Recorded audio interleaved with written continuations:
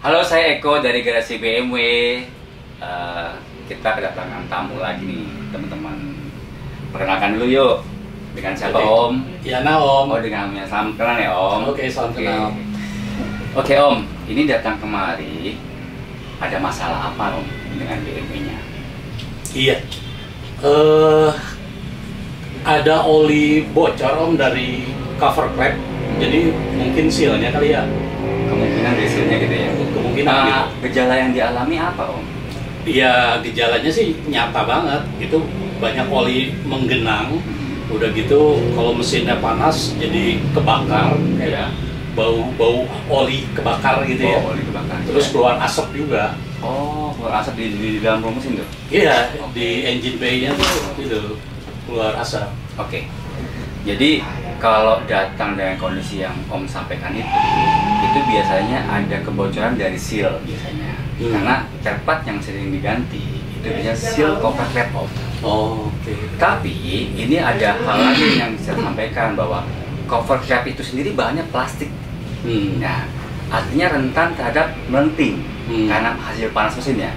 Tapi itu pun karena usia, Om. Iya Kan. Nanti kita cek dulu ya. Jadi cover klep akan kita buka.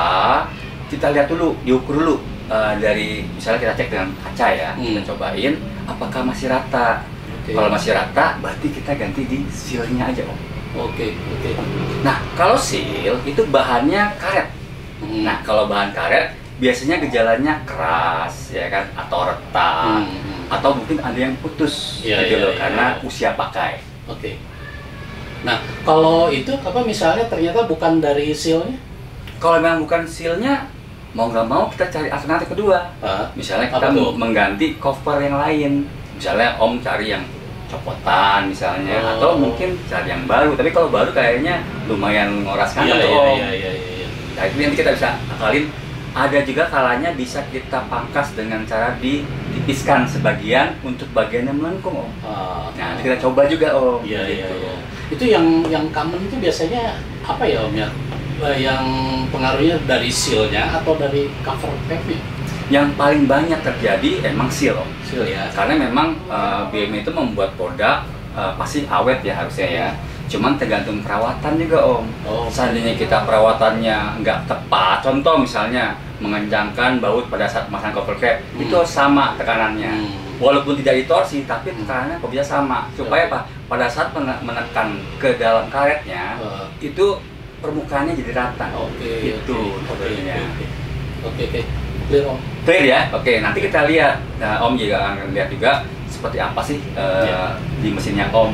Semoga ini jadi bahan juga buat teman-teman semua untuk bisa mengetahui juga kalau misalnya ada masalah ini seperti apa. Kali aja teman-teman bisa dia ya. Iya. Benar nggak? Karena tujuan konten ini biar bermanfaat juga buat teman-teman. Ya terutama saya juga pasti akan mengingat diri saya sendiri, termasuk Om juga. Gitu. Oke, Om. Clear. Ya, terus kalau masalah bau yang tadi saya bilang itu ada life jamming, begitu cover klep-nya bocor, otomatis olinya akan jatuh ke permukaan knalpot. Nah, itu yang membuat jadi bau, Om. Nah, asap timbul itu gara-gara oli terbakar terkena knalpot. Nah, makanya antisipasinya gimana kalau kondisinya bau dan sementara kita belum sempat untuk bisa merawat mobil itu, gimana caranya? Pada saat pakai AC-nya dipasang kondisinya manuali. Jadi sirkulasi udara dari luar ke dalam itu di manual. Kalau pilih yang ada auto, tahu ya? Ada pilih auto sama sirkulasi yang polos. Nah, pilih yang sirkulasi polos, Om. Jadi baunya tidak masuk ke dalam kabin. Oke. Jelas ya, Om? Jelas. Nah, jelas ya, Om. Nah, apalagi Om mau tanya tentang itu? Iya. Selain kebocoran cover klep itu, saya mau tanya nih, Om. Kapan sih satu part itu harus diganti gitu? Misal kayak kemarin nih, saya ganti sensor crankshaft.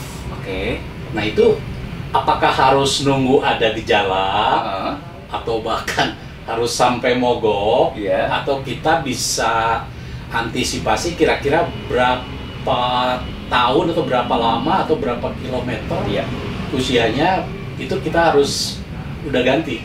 Gimana, Om?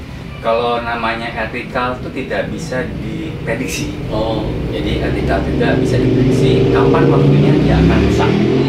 Tapi yang pasti adalah semua elektrikal pasti akan rusak pada waktunya. Ya. Nah, cara mengantisipasi gimana? Ya, kan kita biasanya kalau datang ke bengkel itu melakukan scan. Nah, scan itu dianalisa Om. Nah, jika sudah ada gejala muncul error pada crankshaft, itu baiknya segera dilakukan gantian. Tapi kebanyakan kan masih bisa di-clear nggak gitu loh. Kadang-kadang gitu kan? Iya. Oh, masih bisa di-clear. Normal. Ya silakan. Kenapa? Karena gejala itu yang timbul dan gejala lainnya yang Om mungkin pernah rasakan. Coba Om cerita juga ke mungkin sahabat-sahabat juga pengen tahu. Om pernah ngerasain hal sama kan? Sudah soft juga waktu itu kan? Iya, masalahnya sudah soft sih, cuma gejalanya ada perjuangan yang harus dilalui. Nah, itu seru. Iya, saya perjalanan dari rumah itu kurang lebih 11 km lah ke garasi BMW ini. Iya. Itu 8 kali mati Om. Nah, 8 kali mati. 8 kali mati selama 3,5 jam baru nyampe sini. Nah, itu kan lumayan. Itu menyita waktu pertama. Kedua, repotnya kayak apa tuh? Repot banget. Ada rasa malu gitu di jalan juga kan kalau ada masalah gitu ya? Malu sih enggak Om. Cuma apa ya? Ya kesel aja gitu. Kesel ya? Kayak jengkel banget ya? Iya, sampai terakhir sih udah sampai mati yang terakhir sih di depan horizon. Waduh, udah deket banget itu. Akhirnya saya panggil anak-anak bengkel. Samperin aja ya. Samperin, saya suruh dorong sini. Wah, tapi untungnya gitu. udah deket ya Om, jadi udah dibantu sama tim kita ya. Iya. Nah, biasanya tuh nggak ada dadakan juga, ada gejala panjang Om.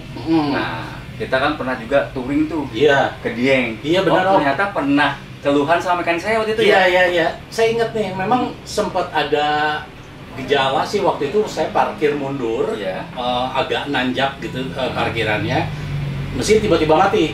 Oh iya. Tapi masih bisa starter lagi. Iya. Terus akhirnya parkir ya. Saya tanya ke mekaniknya Om Eko kan, Munir, ya.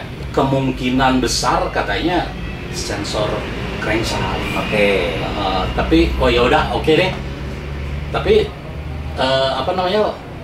kelupaan atau berasa baik-baik, udah normal soalnya, baik-baik aja gitu ya. Sudah normal mungkin.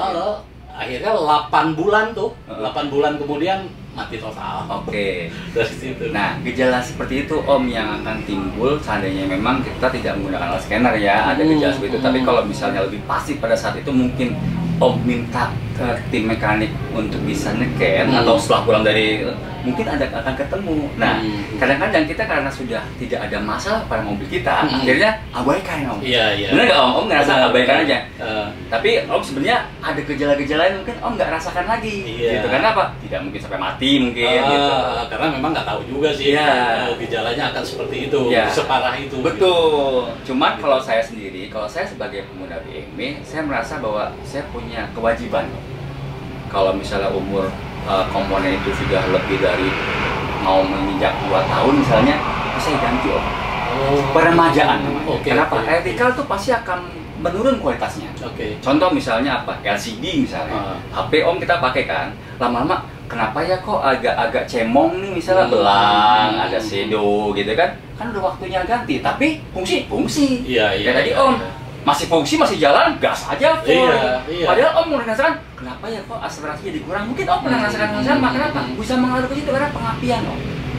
TD itu buat pengapian, untuk sensor pengapian, dia timingnya baca di situ. Akhirnya apa? Tidak akurasi Om. Iya. Om nanya dong, apa? Tadi kan Om Eko bilang kalau selama masih bisa di-clear, ya udah di-clear aja. Boleh, ya betul. Apakah nggak sebaiknya kalau udah muncul ketika di-scan, apakah nggak sebaiknya diganti aja gitu ya, walaupun bisa di-clear gitu? Ya, kalau saya sendiri biasanya kasih opsional Om.